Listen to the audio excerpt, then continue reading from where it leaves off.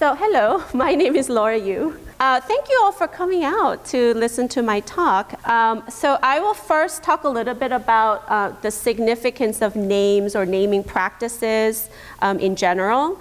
And then really what I have for you is like some stories. I'm going to start with my story and some stories from children's books. And stories of immigrant experience and the naming practices. And I have some stories from the classroom with some of my students, and I did get their permission to refer to their names. So that's what we'll be doing. And I think the goal here really is, I don't think I have anything sort of earth-shattering or mind-blowing here to present to you, but maybe an opportunity to think about your own names and the stories behind them, whether you love your name or hate your name, or whether there is a story or not. I think there's something there for everybody to think about. And at the end, maybe a little bit deepened mindfulness about each other's names and how we treat other people's names as well. Okay? So we did the hello. All right, so I think any talk about names you would think has to start with Shakespeare, right? So originally I did have a slide up there with those famous words by Juliet about Romeo's name, right? And what's in a name. And if you Google anything about naming practices, so many essays and articles start with that phrase, what's in a name, right? But I actually want to start with someone a little bit closer to us in time and in space. This is E. Ethelbert Miller. He is a DC poet. And on April 1st, Miller posted this on Facebook. We're friends. We're Facebook friends. So he posted this, and I thought, you know what, it's perfect. It says exactly what it is sort of I want to communicate today. So it's a little long, but I want to take the time to read it to you. April. This is not just National Poetry Month. It's the month when both my children were born. Naming one's child might be one of the most difficult things a writer has to confront or do. Get the name right. No revision. Give your child a name that sings.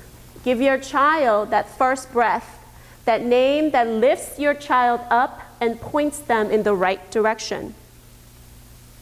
Give them names that are biblical or mythical. Give them the names of people you love or wish were still living.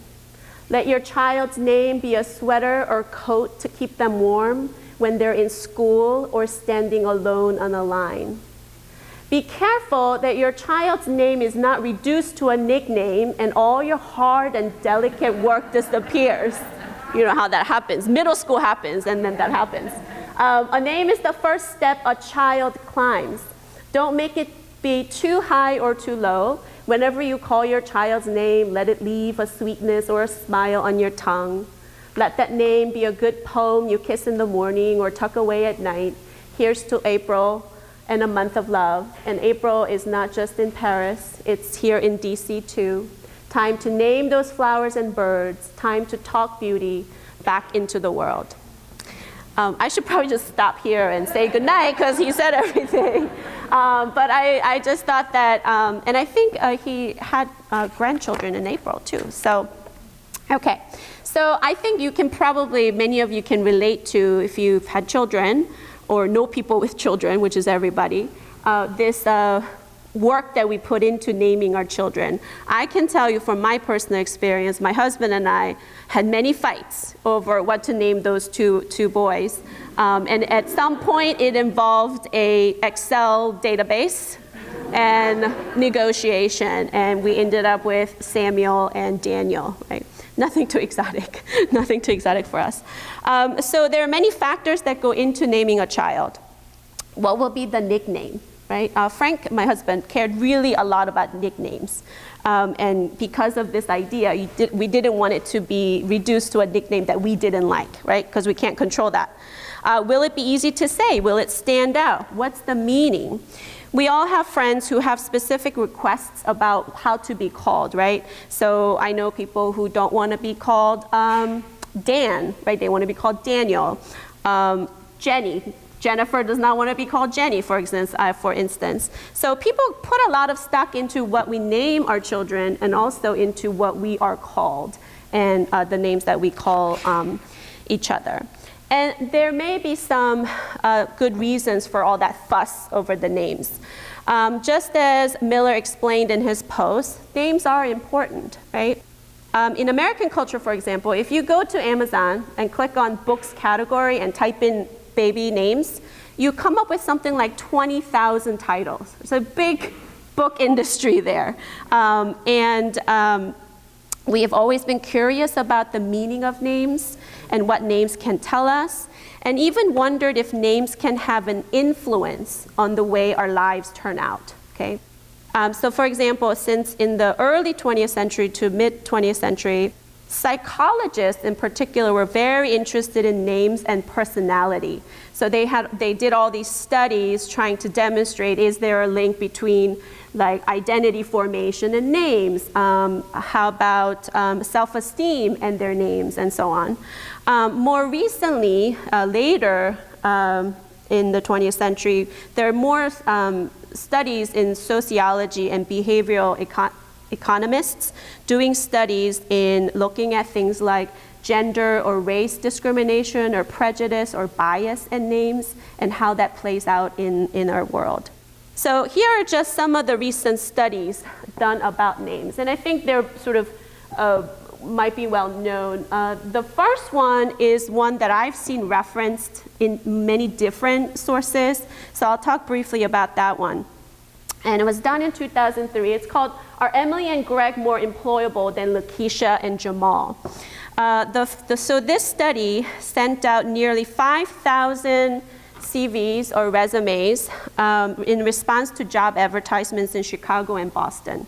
And the CVs were exactly the same, but half were given fake names that sounded like they belonged to white people, like Emily Walsh or Greg Baker. These were actual names that were used in the study. And the other half were given names that sounded more African American, like Lakeisha Washington and Jamal Jones. And they found that the callback rate from employers was 50% higher on the white names than the black names.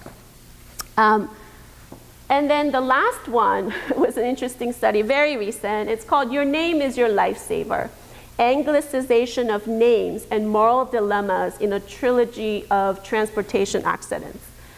You know that moral dilemma question about, there is a train going down the track, the brakes are broken, it can go one direction and it's gonna kill one person, and the other one is gonna have different number of people and so on. And they changed the scenarios to ask you what is morally the right thing to do. And in these controlled studies they did, if you had an American sounding name or Westernized sounding name, the participants were more likely to save you. So that was interesting. So I think it's fair to say that for many people, names can have significance, right? In this study, they're saying it can even be life and death situation. So given all that, maybe weight that we put into names, when people cross borders and languages and cultures and move into new linguistic and cultural practices and spaces and norms, we have to make some adjustments, right? The good old saying, when in Rome, do as the Romans do, right? So over the course of immigration history in America, we have seen many immigrants, especially during the first half of the 20th century, change their names upon arriving in America. So I'm going to talk briefly about that. And the reasons for change might include pronunciation problems, if you are coming from a country that has a different language of their given names, and probably the desire to become more American by adopting an American name. And in some cases, I think too, the names maybe want to avoid prejudice or bias that might be attached to the name, which might reflect the place they come from, right? So we have these ideas about the world outside this country. So there is some, I think, pressure to maybe to detach some of that possible prejudice or bias, and so people change their names. And I think these name changing or not changing, and if you do change, the toggling between the two names, okay, maybe your given name versus your American name, all of that is really a reflection about the general maybe identity negotiation going on, right? As a Korean, for example, I'm moving between being Korean, being American, being Korean American, and so it might reveal some anxiety about that. And questions like, as immigrants, how do we fit into the new world, okay, and in the new space? And I think also the name, the choice of keeping a name or getting a new name also is tied to maybe anxiety, not only about the new place, but about the old place that you left behind as well, right? I want to keep my if I want to hang on to my heritage as a Korean person, maybe my name is part of that connection, right? So there's that negotiating going on as well. So these are some examples of name change from the first half of the 20th century, and these were examples that were cited in a New York Times article in 2010. So a century or so ago, some names were simplified by shipping agents as immigrants boarded in Europe. Others were transliterated, but rarely changed by immigration officials at Ellis Island. For some time, I think there were some myth or rumors that the immigration officers at Ellis Island were forcing people coming into the country to change their names to be more American. But there have been some studies recently that sort of dispute that notion. And if anything, the misnaming or misspelling had happened from where they came, right? So when they were buying their tickets to go on the ship to come to America, their names were spelled wrong, or many of them were not literate. So what happened was when they arrived here, the names were actually corrected. So there might be some myth about Ellis Island being this evil place that made immigrants change their names. Although I'm sure it did happen in some instances. So it was a common practice for immigrants from coming all over the world to change their names to more American sounding names.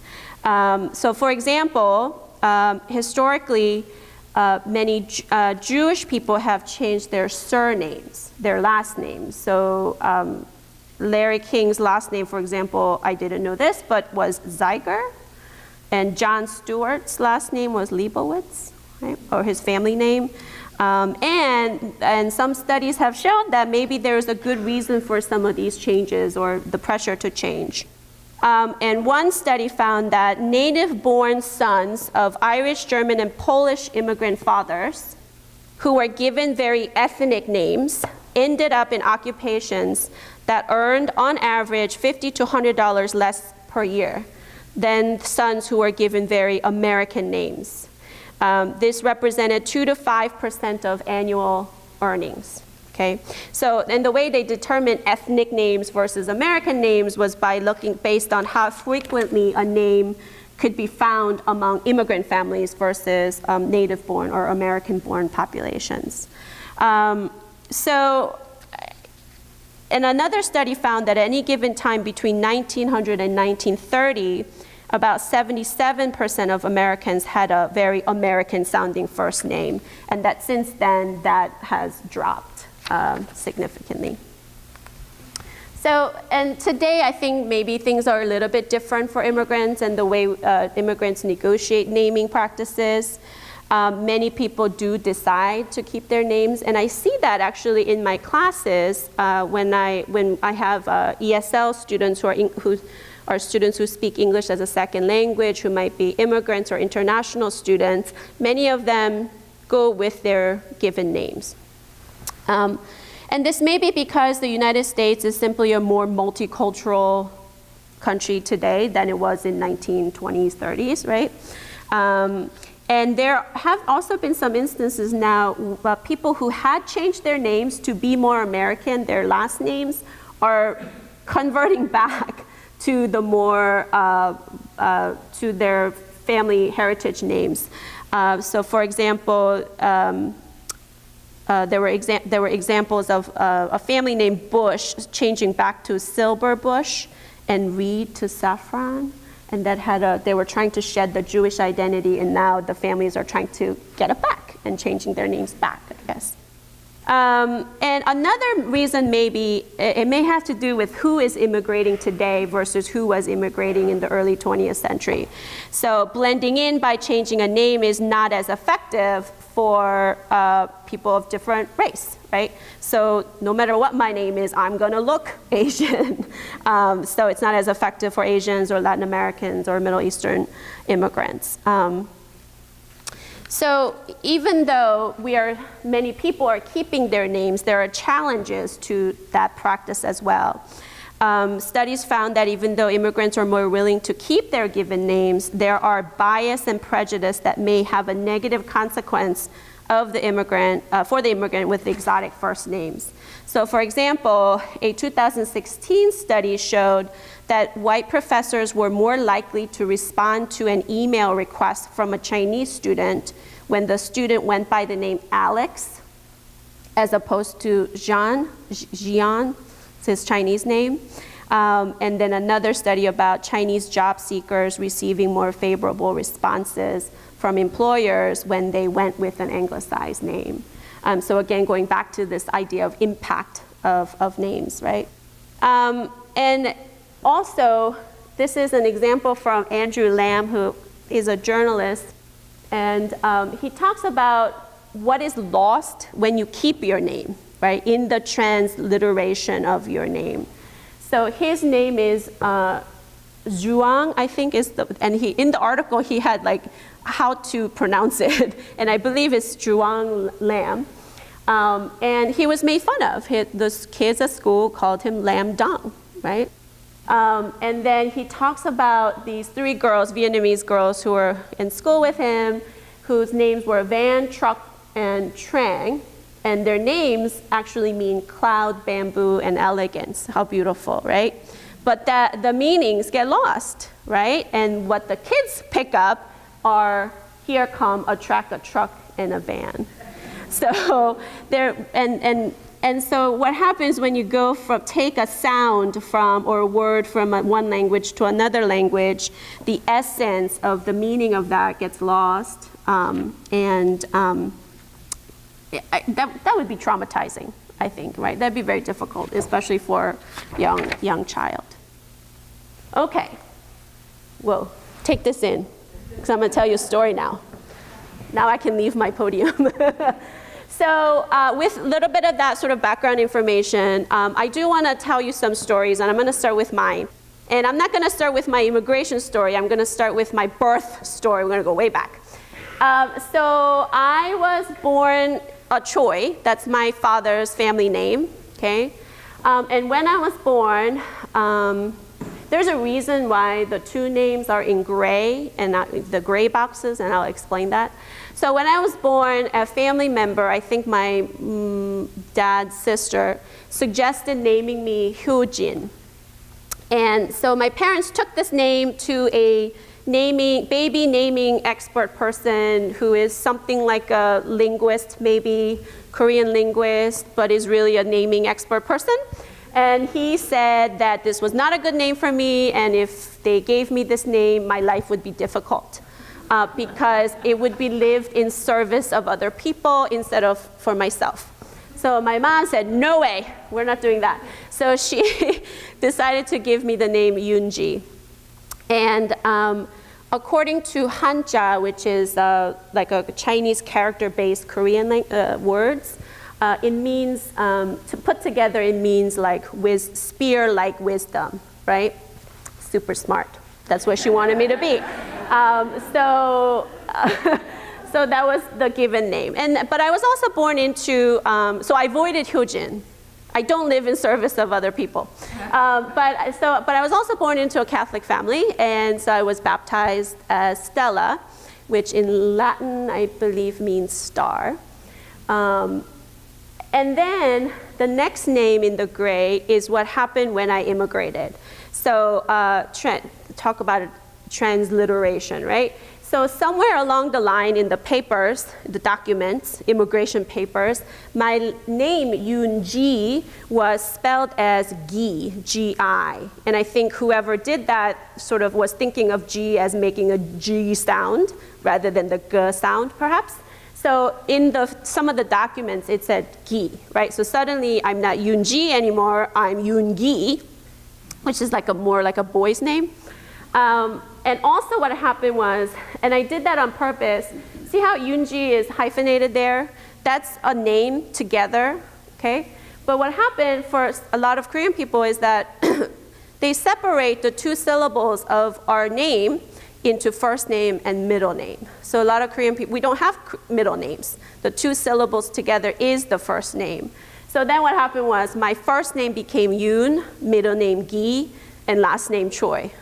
Not my name at all, right? Very different from Yoon-ji Choi.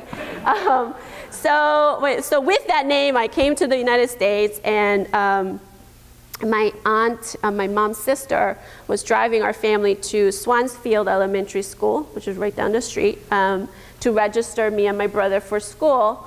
And my auntie said, in the car on the way there, said, you should really pick an American name, both of you, because your teachers are gonna not know how to say your names properly. So, right now in the car? So my mom came up with the name Laura. And she came up with that name from Little House on the Prairie. You know Little House on the Prairie? Okay. So it was a TV show. It was on in Korea, I'm sure with dubbed in Korean. So she watched that and she really liked that show, and she liked the character Laura on that show. You know why? She's smart. She's smart.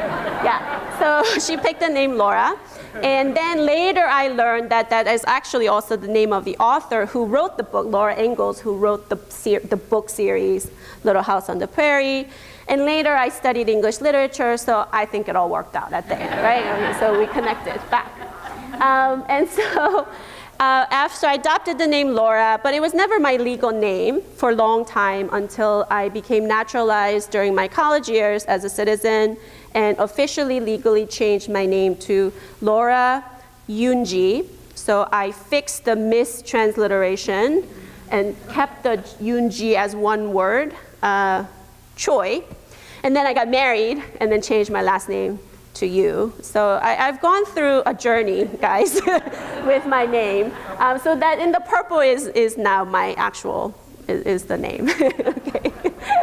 So what's interesting though is that through all of these names, I am all three of these names, Stella, Laura, and Yoon-ji. But I feel like I'm a little bit different here versus here, a little bit here.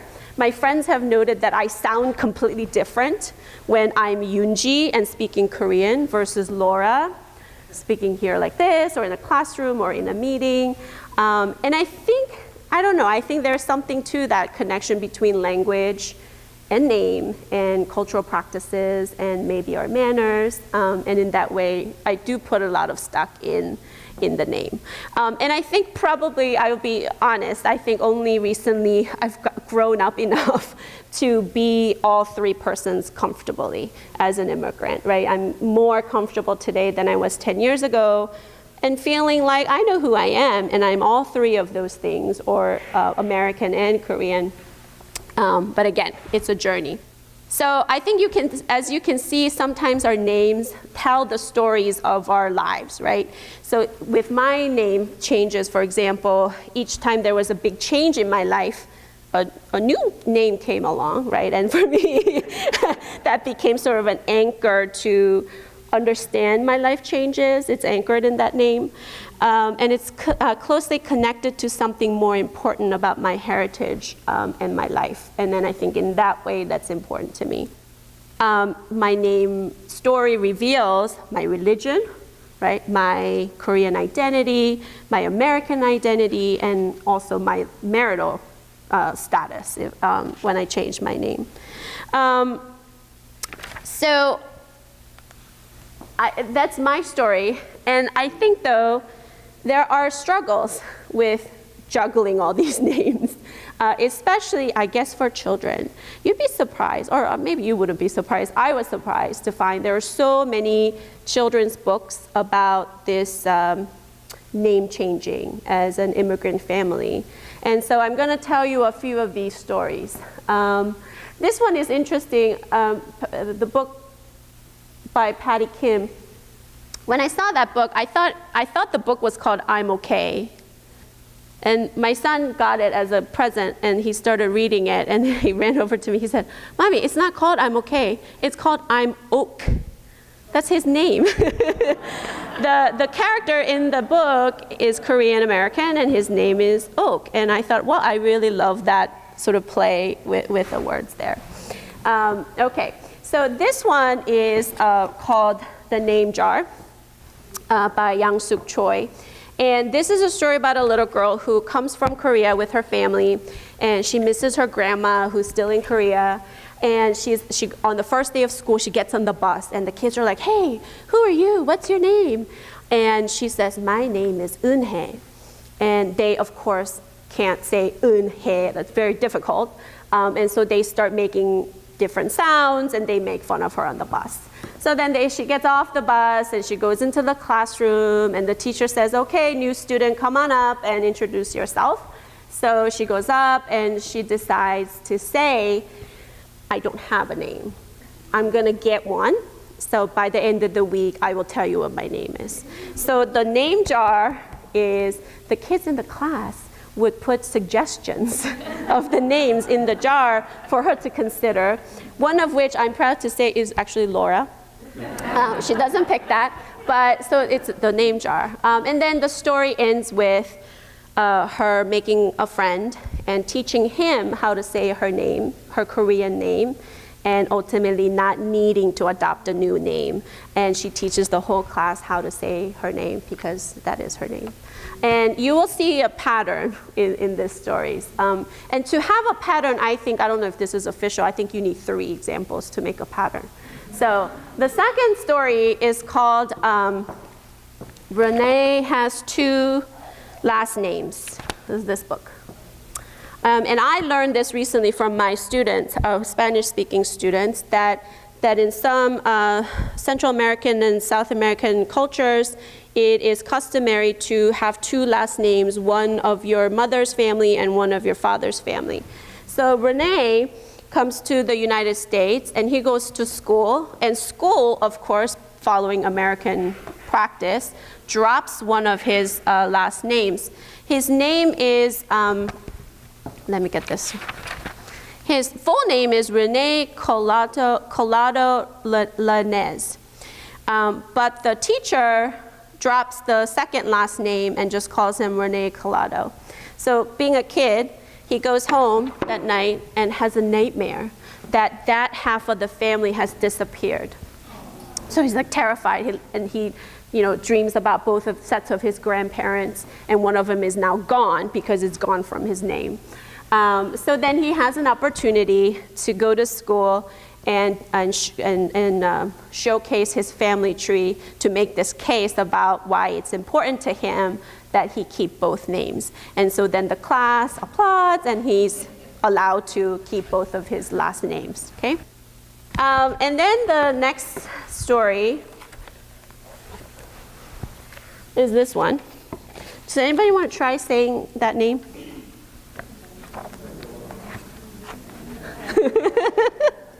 What's that? Yeah, they all sound different. I couldn't say it until the end of the book, right? So I'm learning with the kids in the book, his classmates, how to say his name. So the book is called My Name is Sun Go, and I'll tell you how I know that because he teaches it to us. So Sun Go is a refugee. His family is a refugee family from Sudan, and he comes to the United States in the book with his family. And on the first day, he goes to school, and kids ask him his name, and he says it, and they are all saying it wrong, right? So he goes home, and he says to his mom, "Mom, in America, I have lost my name. In America, I have lost my name." And his mother says, "Well, America is our new home. home now, maybe you need an American name, okay? But he has an inspiration, and he figures out how to teach his classmates his name, as you can see on the right side. So on his t-shirt, he draws sun and a soccer goal, right? Sun goal. And that's exactly how I learned to say his name in the book. And then there's this lovely, at the end of the page, at the end of the book, where the other kids think it's so cool, so they do it with their names, right? And they sort of pictorially transliterate their names. I'm not sure if that's how I would say it. So all three are examples of people keeping their names, right? And seems to be this message here, maybe this value of maybe not doing as the Romans do when in Rome, but to teach the Romans, where I come from, this is how it's done, or here's something new to introduce. So as I said, I've been teaching here at HCC for 15 years. And in the last few years, I have been teaching more and more of our English as a second language students. So on my roster, I'm seeing a lot more names that I have hard time pronouncing. So I was really embarrassed that I couldn't pronounce my students' names. So I spent a couple of semesters kind of just fumbling and mumbling through them. And we had these awkward moments where, I'd be like, hey, you, yes. And I always felt really terrible about it. And also one time I had a student who yelled at me for mispronouncing her name. And she made me feel horrible. And so I just sort of stopped trying. But I felt terrible about that. And then one day I came across this blog article written by a teacher. And she teaches 11th grade, I forget, somewhere in Southwest United States. And she says she teaches 11th grade English, and she says most of her students are Black and brown students, many Spanish-speaking students.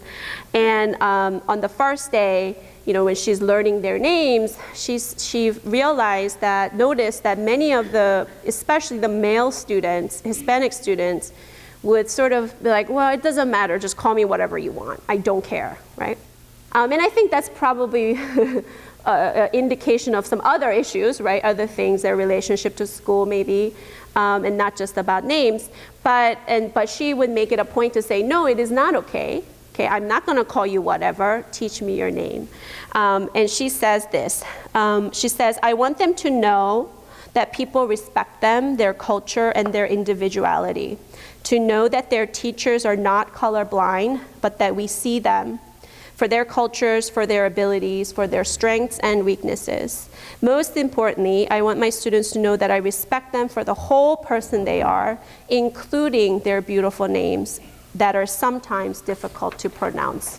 Oh man, that made me feel really guilty. Like I had been, and I realized that's, by ignoring their names, because I was embarrassed and not putting in that effort, I was doing that to my students.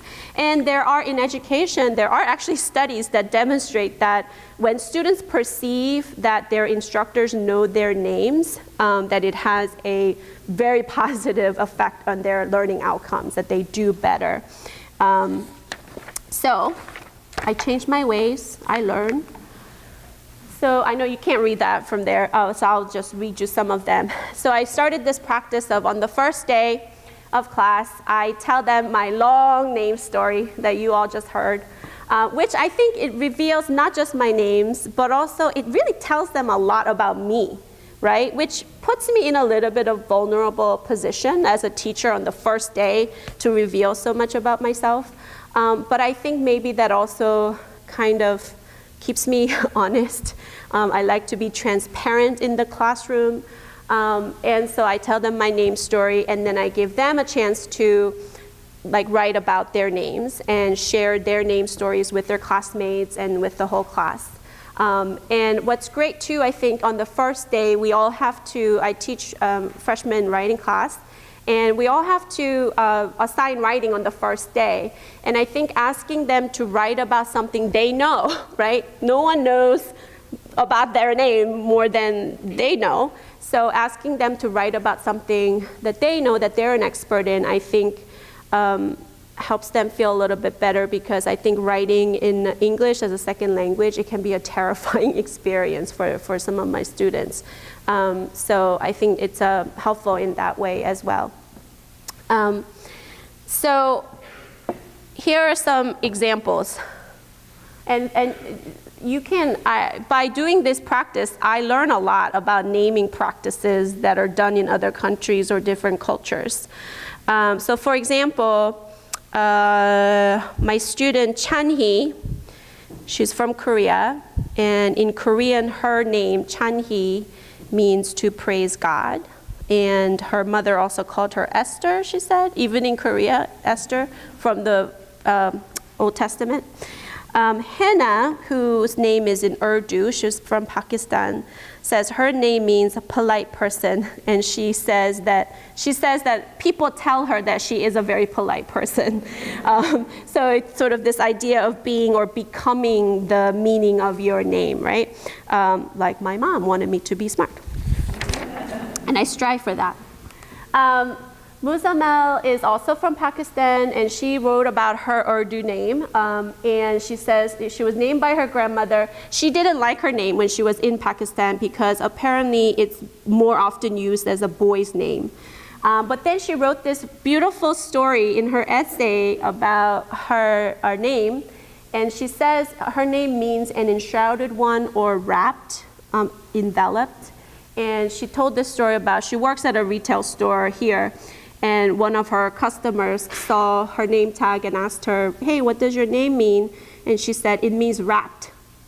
And the customer said, haha, maybe it means you're like a wrapped gift. And she said, I smiled, and at the end of the transaction, the customer was leaving, and she said, bye, gift. And she said it made her so happy. And now she loves her name. So that's interesting too, right? Coming from your home country where you didn't like your name, and you come here and you find that people have a different kind of appreciation for it, okay? So Hai Tao is a Chinese student. His family name is San. And this, I wanted to share this one because it shows a practice that's common in Chinese families, but also in Korean families, of having a generation name.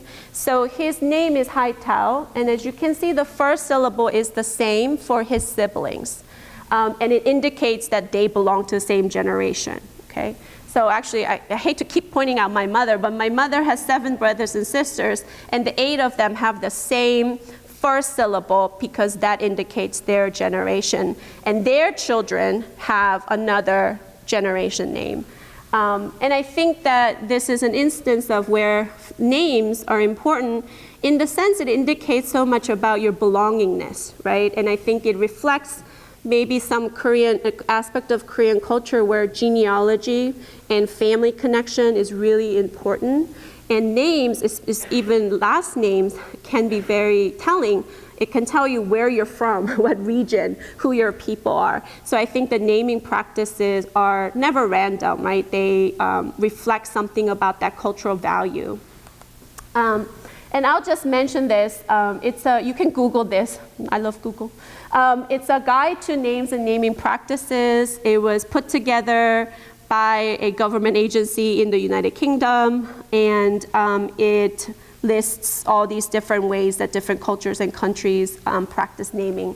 So I have, for example, Korean, this is a page from that book online, and this one is about Korean, and it tells you about the generation name, which I just mentioned, and also the 2 syllables together making one name, right? Okay. All right, so I'm gonna end with this. This is my little guy. He's in kindergarten. He brought this paper home from school. He's taking Spanish. And in the Spanish class, he wrote his name in Korean at the top. It says nombre, right? And then he wrote his Korean name in Korean.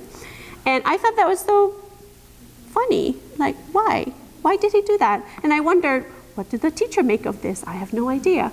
And then also, but sometimes he'll do the transliterated name, spelling out his name in Korean, his Korean name into English. So this is I can't figure out the pattern. You can ask him, he's over there afterwards. So he wrote Danny at the top, but then he wrote this. And this gives me a little hope because I am a 1.5 generation. I came here when I was 10 years old, and I failed and did not teach my children Korean. And I have regrets about that. And we tried Korean school for 1 year. There were a lot of tears, meaning me. It was very stressful. We had to quit. But he learned his name. And he writes it in random places. And so to me, that gives me a little bit of hope that maybe one day he will want to know about that Korean part of him, even as an American-born American boy, and that one day he'll want to learn a little bit more about that aspect of his identity. So for me, the fact that he randomly writes these Korean names all over different school places, and the teachers haven't complained yet, so I guess it's okay. So that gives me a little hope. So that's all I have for you today.